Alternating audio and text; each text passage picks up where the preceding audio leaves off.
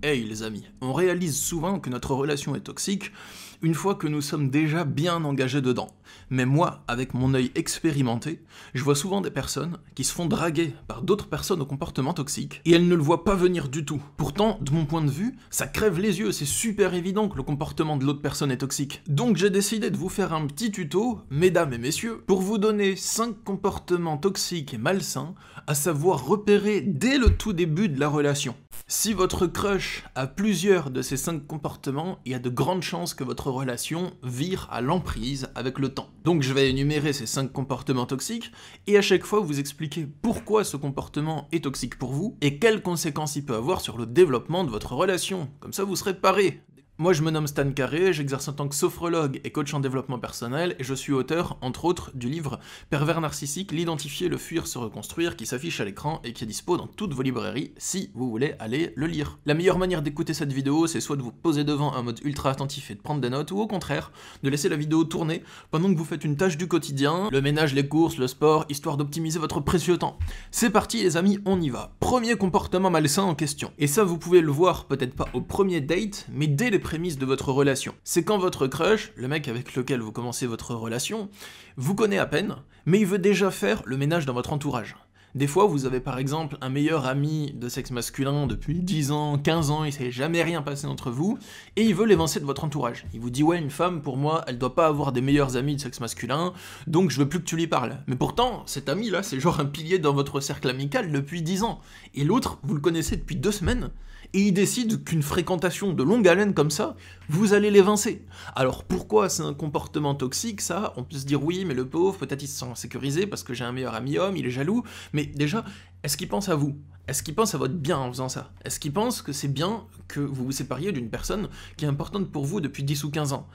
Bah non, il y pense pas, il pense juste à sa jalousie et à ce dont il a besoin pour se rassurer.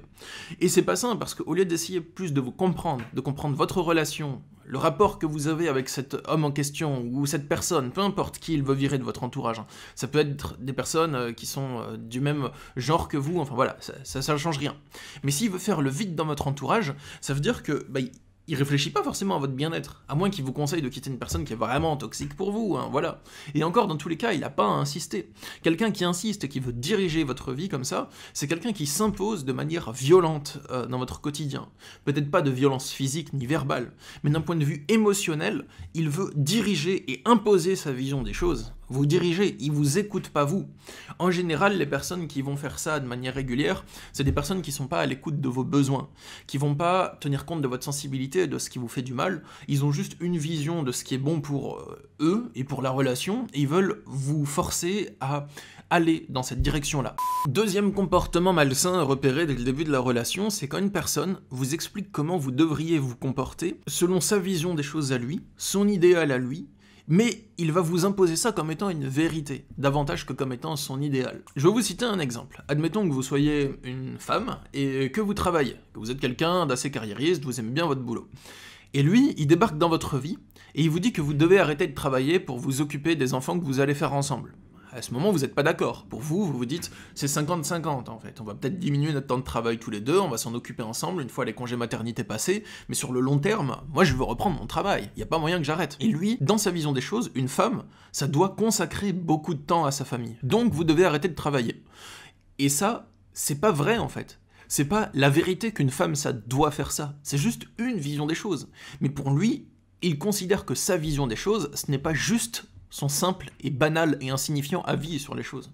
Pour lui, sa vision des choses, c'est la bonne, c'est celle qui est bien, c'est celle qui est normale, c'est la seule qui mérite d'être considérée au point de vue moral. Et votre vision des choses, c'est comme si c'était quelque chose qui est mal, qui est malsain et qui est pas bien en fait. Le problème là-dedans, c'est que c'est super immature d'un point de vue émotionnel. Parce que dans une relation, pour qu'elle soit saine, s'il y en a un qui va tout le temps dominer l'autre et écraser la vision des choses de l'autre avec la sienne, alors la relation, elle ira que dans un sens. C'est lui, il vous domine, il vous écoute pas, et vous, vous êtes soumis ou soumise, et ça se termine ainsi. Alors qu'en réalité, pour mener une relation saine, il faut plutôt que 2 personnes cherchent à voir si elles ont des terrains d'entente communs, et à trouver un terrain dans lequel se rejoindre, on va dire. Je parle pas d'un terrain physique, hein, vous m'avez compris, je parle de terrain au niveau intellectuel, énergétique.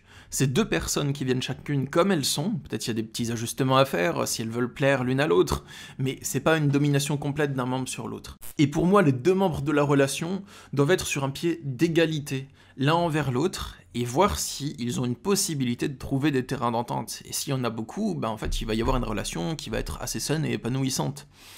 Pour moi, c'est immature parce que la personne ou l'homme en question, au lieu de chercher une personne qui, de base, correspond à son idéal, et ben en fait, il va en prendre une qui n'y correspond pas et essayer de la changer et de la transformer. Un état d'esprit qui est très très immature d'un point de vue émotionnel, c'est se dire, bon, bah en fait, lui, il me convient pas sur plein d'aspects, mais d'autres, ça passe bien, peut-être il est joli, peut-être il est intelligent, voilà. Et je vais essayer de changer cette personne, je sais que j'arriverai à la faire changer sur toutes ces choses au fur et à mesure de la relation. Ça va pas du tout, hein, c'est super malsain comme comportement en relation. Il y a bien une différence entre ça et faire quelques compromis, voilà. C'est une question de mesure, et aussi de l'intention dans laquelle vous faites. Dans un compromis, on a vraiment pour but de savoir si c'est possible de composer avec l'autre. On dit, il y a tel comportement chez toi qui provoque telle souffrance chez moi, est-ce que tu es d'accord de faire un changement? Parce que moi je me sens pas bien, je me vois peut-être pas continuer la relation dans ces cas-là. On va plutôt essayer de voir si quelque chose est possible. Et là, c'est quelqu'un qui veut totalement vous écraser, vous dominer avec sa vision des choses. Troisième comportement que vous pouvez repérer pour savoir si votre relation va être malsaine par la suite. Et avant ça, je vous partage que si vous souhaitez avoir de l'aide pour savoir si votre relation est toxique ou pour sortir d'une relation toxique ou même pour vous reconstruire après, il y a le lien de mes consultations directement sous la vidéo. Vous pouvez directement réserver un rendez-vous avec moi si vous le souhaitez. Je consulte en tant que sophrologue et coach en développement personnel depuis 2015. C'est mon activité professionnelle principale. Je suis pas un youtubeur qui fait du coaching, je suis un coach en développement personnel qui a une chaîne YouTube. C'est pas la même chose. Le troisième comportement maintenant en question, c'est s'il s'énerve quand vous ne faites pas ce qu'il veut. Donc il y a une personne qui rentre dans votre vie, vous avez je sais pas quel âge, moi peut-être vous avez 20 ans, peut-être vous avez 50 ans, vous avez toutes ces années de vie derrière vous, lui il vient de rentrer dans votre vie, et il veut déjà vous imposer des trucs, et le pire, c'est si vous le faites pas, il s'énerve, et il boude, ou il vous hurle dessus. C'est un comportement qui est instable, ça, et c'est encore une fois très immature d'un point de vue émotionnel. Par maturité, entendez bien que je veux pas dire quelqu'un qui est très sérieux, qui a un travail de bureau avec une cravate et qui fait pas de blagues sur le caca pipi avec ses potes.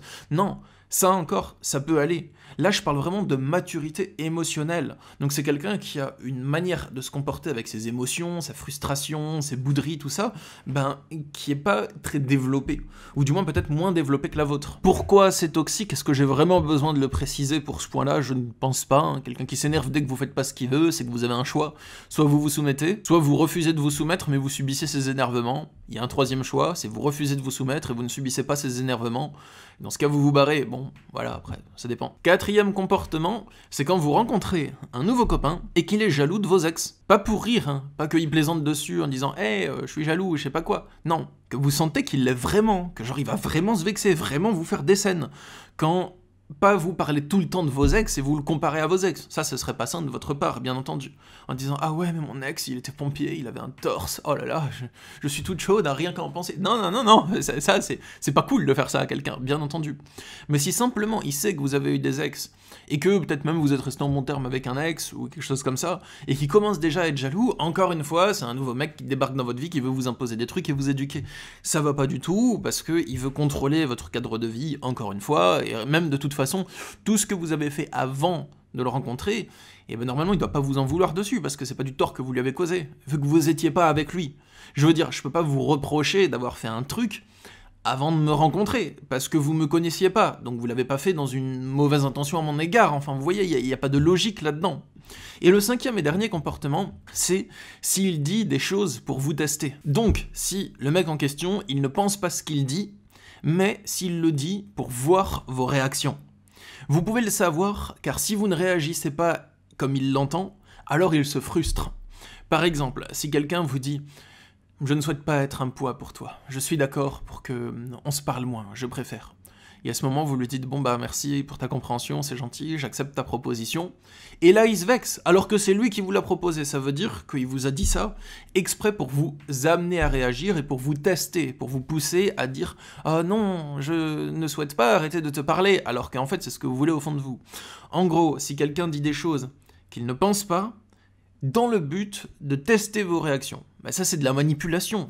Donc c'est quelqu'un qui essaye de vous connaître pour ensuite prendre l'ascendant sur vous. Encore une fois, c'est pas sain du tout. Alors pourquoi tous ces comportements-là, ils sont toxiques? C'est parce que c'est contrôlant, c'est immature, c'est dominant, et c'est pas sain du tout pour votre relation. Et quand je parle de domination, je parle pas de domination lorsque vous faites des câlins, parce que ça, si c'est quelque chose qui est admis entre vous, ça peut être très sain dans une relation. Non, là je parle de domination intellectuelle, morale et émotionnelle tout au long de votre couple. Et ça, même si vous êtes dans un délire SM de quoi que ce soit, ça va être malsain pour vous, c'est obligatoire. Vous pouvez aller dans cette relation, mais elle ressemblera à une cage. En plus, il est immature, donc bonjour l'absence de remise en question. Voilà tout ce que je souhaitais vous partager aujourd'hui. Si cette vidéo vous a plu, abonnez-vous pour suivre les prochaines vidéos. Et aussi, si vous souhaitez avoir mon aide pour faire face à une relation toxique, vous en sortir ou vous reconstruire, il y a le lien dans la description pour mes consultations individuelles qui se font par Skype, Messenger ou téléphone. Moi je vous dis à la semaine prochaine pour la prochaine vidéo. Au revoir les amis, prenez soin de vous.